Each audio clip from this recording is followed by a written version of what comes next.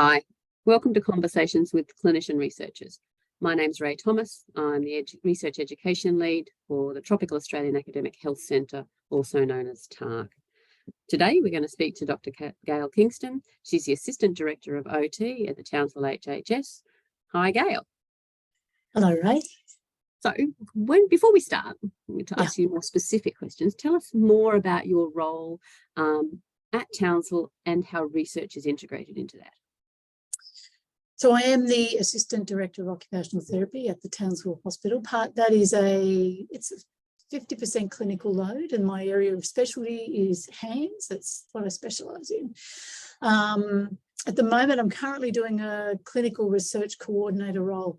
So when you get grants or when you're successful in a research grant, you move out of that role temporarily into a research coordinator type role. But my substantive role is as a clinician and supporting the Director of Occupational Therapy. That is my substantive role. And I've been in that role since I moved to Townsville in 2004. Wow. Do you remember a particular moment or an event that made you interested in research? Yeah, I was really thinking about this question when you were suggesting it, to me, because for me, I don't know if it's one particular event. I think that there's a number of things that came together kind of like the perfect storm. Number one, I've always been that type of person that asks why. Why are we doing this? How can we do better? How can we change? So even in Sydney, I got very involved in quality type activities, quality improvement and doing service change. And it wasn't until I moved up here, and I think then I was exposed to a very different work environment. And that exposure perhaps could be the event. So I came up to work in hands and saw the inequality between metro and rural and remote. We were seeing hand therapy patients, we were sending them out to their rural locations and we would never see them again. Whereas in Sydney, where I'm from, there was a train line straight up to the hospital. There was wonderful places to access if they couldn't cook, if they couldn't drive, they had public transport. And I just asked, why are we doing it this way?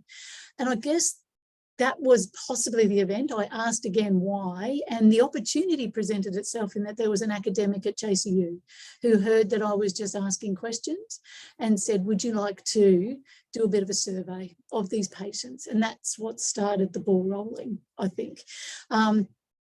So perhaps that one event, which was to come up and realise that this isn't right and it's not fair, but having that mindset to think that way and having somebody that could also see the opportunity and help me through that. So that's probably the particular event or situation per se. I think it's great. I really like the fact that, you talk about curiosity and the askings of why. I think I resonate. I understand that curiosity, but you're dead right. Sometimes it's about the serendipitous meeting between people and someone heard about you asking why, and that's a really good story. And it'd be great for people to for these kind of conversations so people can see you and perhaps have the same kind of conversations with you offline about well, tell me more about that, and maybe you can be the work person who hears about the other person. That'd be really neat. It's about I think sometimes it's those connections, isn't it? Yeah. So being able to be connected with other people who can help support you or guide you or give you the direction that you need. And even when you're feeling like you can't, there's no other avenue, they can sort of guide you down another path. And I think that's really important.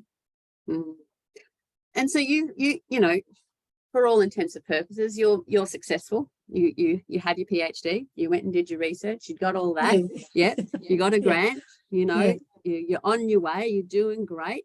How on earth do you navigate the tightrope between clinical work and research? How does that work for you? I think it's probably, particularly in this environment now, it's a very difficult tightrope. I actually wrote some things down because I think, for me, being a clinician is a priority. My patients ground me. You are so connected to those patients. You can see what happens. And in fact, just providing that intervention to those patients you know you can make a difference. So you want to stay in that, but you also want to make those changes to improve healthcare or to improve the service, but you actually need that time out. I think it's a really hard thing as a clinician researcher to do a split in the role. I've done it, and it is hard because you end up having to share with other people. You end up having to share tasks and roles, and it's never easy to navigate. So, and even now, particularly post-COVID, the hospital system is so fast-paced. Being able to do them both is very difficult. You get pulled back into clinical work all the time. So I think for me, navigating it is having a really flexible and understanding boss who supports me, who allows me to do this, who when I tell her I've got some funding for this or I've got an opportunity for that, she allows me to go there. That's number one, is without doubt the most important thing. I'd never have been able to even do my PhD or, keep my role if it wasn't for the support of her. I think number two is getting those grants and giving yourself the time out. Someone once said it was immersing yourself in the research, which I always thought was a bit of a naff saying, but it is actually true. It's about giving yourself the space to think, because research is really about thinking. It's like almost sometimes the beginning bit's really exciting when you've got the idea, but the actual doing it and the machinations of doing it is real thinking time. So allowing yourself to do that and then stepping back in again. So I think that's how I've navigated it. I give myself time in, time out. I'll always come back to my patients because I just need to ground myself.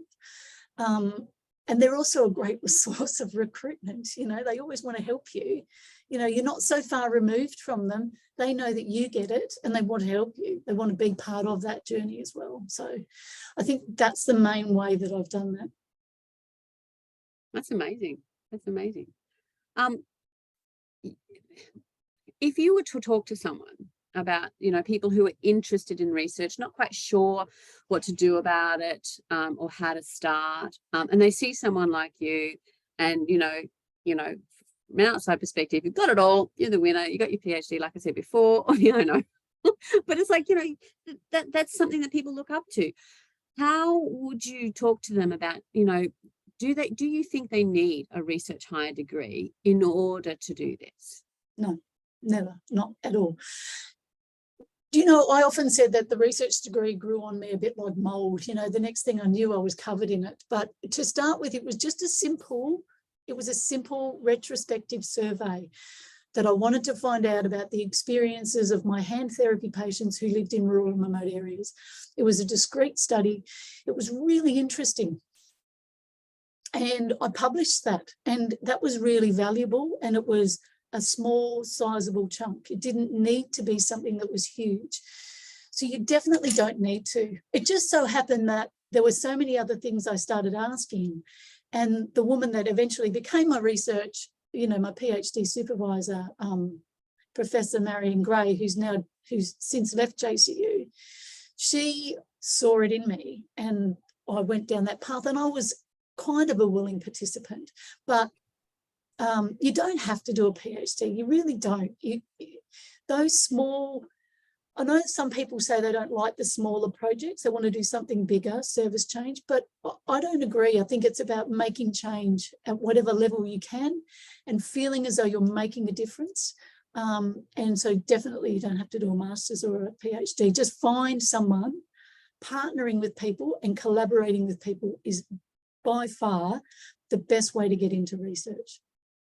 Fair enough. It's about finding those people that understand you, will take you along for the ride, drag you on the tsunami.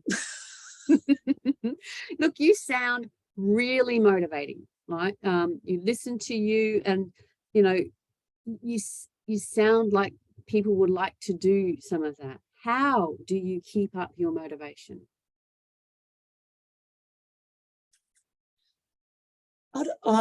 Because I really believe in it. I have an area of interest. So, I often say choose an area of interest that you know that you want to stick to and you'll want to grow in and you want to continue developing in. So rural and remote hand injuries and service models, and that was always an area and remains an area of real interest for me.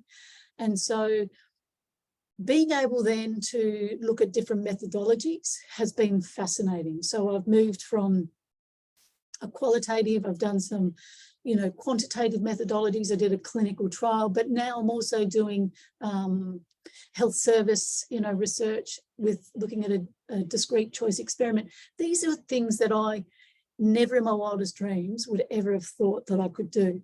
But you know, connecting with someone from Sydney Uni who was an OT but is now a health economist, and she's guiding me on that, you know, health services research path. So that motivates me, is learning something new, discovering something new, but always with that eye on the prize that it's all about improving patient care and being able to be involved in that. One of the things that strikes me as we're talking is that you talk a lot about involving other people, and Yes. it seems like for you, research is a team sport. It is not a solo endeavour. Is that fair? Absolutely right. I think that is, working in a team is rewarding. There are so many different personalities with so many different skill sets that you can learn from. And if you're willing to learn and if you're open-minded, I think it's just a fabulous way to learn. I'm also on a multi-state, multi-centre study looking at Aboriginal and Torres Strait Islanders who have a traumatic brain injury as a result of family violence. Now, I've got people from Alice Springs on that, University of Western Sydney, and it came about through a previous NHMRC study that was looking at the transition from hospital to home for Aboriginal and Torres Strait Islanders with a TBI. And so that connection then led to this. And they're all so different. They all have different perspectives. And I've learnt so much. So yeah, absolutely. It is a team sport. It really is. You learn a lot more. Yeah, no. So I've got one more question. And it's kind of a summary question, but what is the one thing that you've said today that you really want people who are watching this interview to take away? What is the big take home message that you would like someone who's thinking about doing some research in clinical field?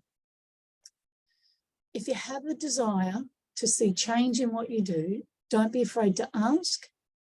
Don't be afraid to put your hand up and say, can you show me? I want to learn.